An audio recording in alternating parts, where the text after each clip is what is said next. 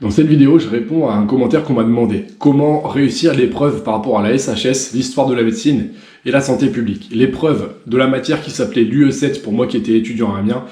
Quels sont mes meilleurs conseils, sachant que pour une personne qui m'a posé la question, c'est dans une semaine. Alors, tout d'abord, si toi aussi ton épreuve, il y a une partie QCM, une partie qui va être rédactionnelle, je te conseille de commencer par tout ce qui est QCM. Et de bien faire attention au temps, pour être sûr d'avoir le temps de répondre à l'ensemble. Parce que généralement, comme il y a du rédactionnel plus du QCM, il y en a beaucoup qui n'ont pas le temps de terminer l'épreuve. Donc je te conseille de faire l'ensemble des QCM en premier, en faisant attention à l'heure, puis ensuite d'enchaîner sur le rédactionnel. Par rapport à cette matière qui est l'UE7 pour Amiens, eh bien, on avait de la botanique, on avait de la santé publique. Je vais dire un petit peu par rapport au QCM. La botanique, je sais que dans plein de facs, il n'y en a pas. Mais en tout cas, à Amiens, il y en avait. Et en santé publique, petite particularité, il y avait un petit peu de calcul avec l'épidémiologie, les études cas témoins, quel vaccin était obligatoire, quel métier était payé avec des honoraires, avec des salaires, etc. Il y avait combien de kinés en France, etc. Donc en santé publique, on voyait énormément de choses, beaucoup de chiffres, et il y avait énormément de pièges. Donc surtout, par rapport à la santé publique, le conseil, c'était bien lire les questions, vraiment bien lire les propositions, faire attention à chaque détail, parce qu'on te piégeait vraiment sur des choses difficiles, enfin, sur des petits trucs. Si tu lis trop vite, tu te faisais avoir. Donc ça, c'était par rapport à tout ce qui est rédactionnel. Donc pour l'ensemble du rédactionnel, le reste, je te conseille de refaire des annales de médecine, parce que en santé publique, si tu t'entraînais sur des annales de médecine, ça te permettait d'éviter de te faire avoir parce que tu étais plus vigilant. Donc tu réveillais ta vigilance en t'entraînant au préalable régulièrement avec les annales. C'est ce que je te demandais. Enfin, ce que je te conseille en tout cas. Petit aparté, en dessous, tu as toujours mes 12 cours de tête et coup offerts. Tu as toujours ma fiche de loi normale sur la mathématique offerte, qui est vraiment top. Et si tu veux, mes fiches de mathématiques géniales pour exploser le concours, même en période de révision, elles sont top. Et ma formation Boost Pass pour avoir de la patate, pour mieux mémoriser, etc., elle est vraiment top aussi. Tu peux regarder, c'est en dessous. Tout est en dessous en fait. Donc je reviens sur le sujet de cette vidéo par rapport aux matières rédactionnelles. Comment ça se passe?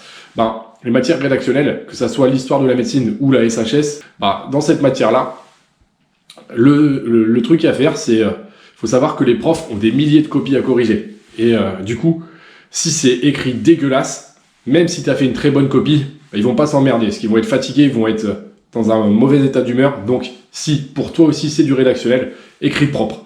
Faut mieux faire un petit sujet écrit proprement qui répond à la question plutôt que de faire un truc énorme avec tous les détails dégueulasses. Il faut savoir que nous, à Amiens, pour ce qui était rédactionnel, on avait des ED, on avait des TD.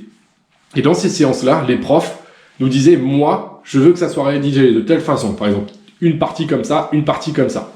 C'est tout, rien d'autre. Je ne veux pas de date, parce que les dates, j'en ai rien à faire. Ça, c'était en histoire de la médecine, ils ne voulaient pas de date.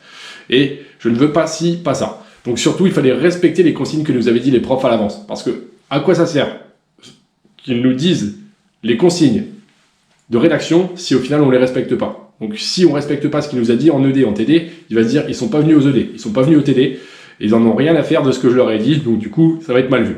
Donc le prof, il a certaines exigences, surtout respecte-les, que ce soit pour la SHS, pour les sciences humaines, et pour l'histoire de la médecine. Et par rapport à la SHS, c'est exactement pareil. Nous, notre prof, ce qui l'intéressait, c'était les notions. Pour l'analyse notionnelle, il fallait redonner les définitions de notions. Mais pour la SHS, ce que j'avais fait personnellement, c'est que j'avais appris toute ma SHS en global. Et je ne m'étais pas cassé la tête à apprendre par cœur, comme une poésie, l'ensemble de la SHS. J'avais lu l'ensemble de ma SHS régulièrement. Puis je l'avais relu une autre fois, une autre semaine par exemple. Puis une autre semaine, je l'avais relu. Je ne m'étais pas cassé la tête, j'apprenais ma SHS de manière rapide, sans me prendre la tête, sans me forcer à tout savoir. Je voulais avoir compris la globalité, pouvoir, avec mes mots, redire les notions, les redéfinir, mais pas forcément faire du mot à mot. Je voulais juste retransmettre à ma façon ce qu'avait dit la prof, mais en le faisant à ma façon. C'est comme ça que j'avais géré la SHS.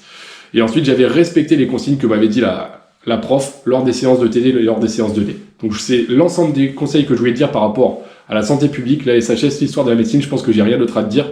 Si j'ai d'autres choses à te dire, je te ferai des vidéos rapidement parce qu'il y en a pas mal qu'on les examine dans pas longtemps. Donc n'hésitez pas, si vous avez des petites questions, je vous les fais.